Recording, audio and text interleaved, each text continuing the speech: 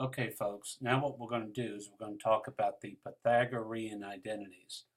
Now, before we go any further, remember the unit circle is a circle with a unit 1 radius.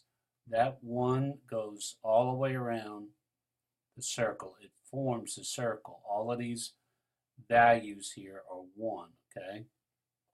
Now, let's just take this particular one as an example. Okay, so that side right there is 1. And here's my right angle. I just formed a triangle there. Okay.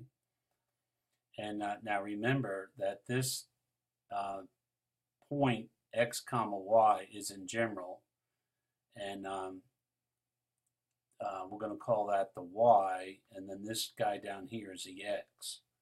All right, so look at this triangle. Let me highlight this triangle, okay? And by the way, the values are radical 3 over 2 for the x, radical 3 over 2 for the x, and then the y is 1/2. Well, now, let's do this. We know from a right triangle that a squared plus b squared is equal to c squared. That is the sum of the two small sides is equal to the hypotenuse squared. Well, we know from this triangle that the hypotenuse is 1.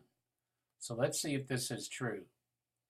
Is this squared plus this squared equal to 1 squared? Well, that would be 3 over 4 plus 1 over 4 would equal 1.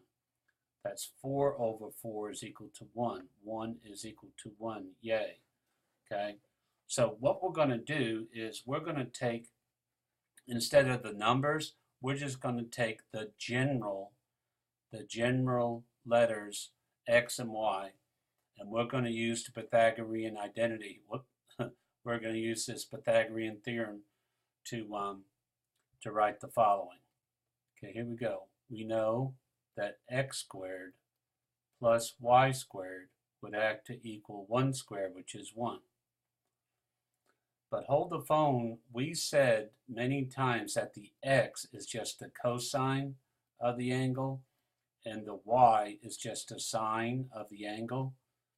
So we could say cosine of theta squared plus sine of theta squared is equal to 1. Now in trigonometry, in math, we just write this differently. This is like secret code, okay? So sine squared plus cosine squared is equal to 1. Now, this identity is extremely important. And you could verify this by plugging any angle value in for theta, and sure enough, it does work out. The reason why it does work out is because it goes back to this idea, which goes back to the idea of the unit circle. Okay. Now, there are 3 Pythagorean identities. The one that I starred right here is the main one. Matter of fact, you could derive these other guys by doing the following. Let's divide everybody by sine squared theta, sine squared theta, sine squared theta. Okay, what are we going to have here? Here we're going to have 1 plus, cosine over sine is not tangent but cotangent, but I got them squared, so that's going to be cotangent squared theta is equal to, 1 over sine, according to the reciprocal identities, is cosecant, but it's squared, so that's cosecant squared.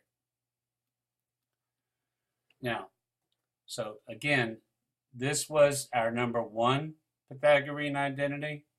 This one right down at the bottom is number 2, but you saw how we derived it.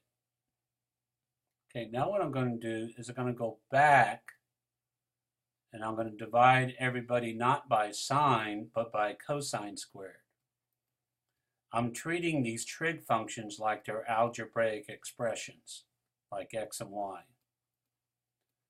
Maybe somebody should have said that to you. Okay, sine over cosine is tangent, but sine squared over cosine squared is tangent squared theta. Plus cosine, well, this is just anything over itself is 1, right? Equals, well, hey, what is one of a cosine? That is secant, but 1 of a cosine squared would be secant squared. Secant squared theta. So this is your third Pythagorean identity. Know all three, but you can just start with the sine squared plus cosine squared and get all the Pythagorean identities if you needed to. Remember, they all go back to simple ideas.